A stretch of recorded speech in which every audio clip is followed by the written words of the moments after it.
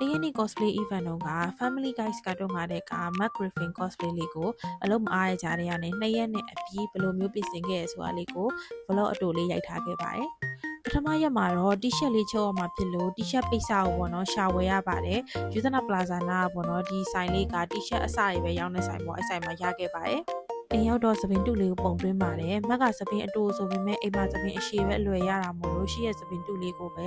သပင်ဖောင်းဖောင်းလေးဖြစ်အောင်လို့ပေါ့နော်ထိပ်ပိုင်းလေးကိုဒီလိုမျိုးဆက်လေးနဲ့ခြေပေးလိုက်ပါတယ်အဲ့ဒါမှသပင်ဖောင်းဖောင်းလေးဖြစ်ပြီးတော့နော်မျက်နှာသေးချင်အောင်ဆောင်းလို့ရမှာဖြစ်ပါတယ်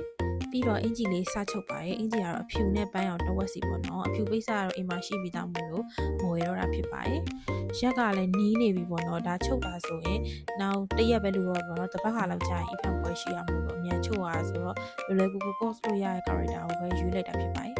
9နာရီထိုးမှပြီးပါတယ်အမြန်လောက်ရတာမို့လို့ညက်တာတွေပါရောတခြားမရိုက်လိုက်ရပါဘူး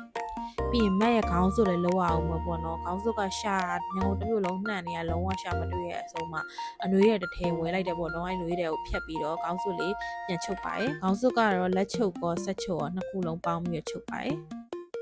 ပြီးတော့ပါပြီကိုချုပ်လို့ပြောတာမဟုတ်ဘူးနော်ခေါင်းစွပ်လေးကတအားကိုချစ်ဖို့ကောင်းပါတယ်စပင်တူလေးမှာပါဆမ်းပြီးတော့တက်ကြည့်လိုက်ပါတယ်ဒီခေါင်းစွပ်လေးကနောက်လဲအပြင်သွားရင်လည်းတက်သွားလို့ရပါတယ်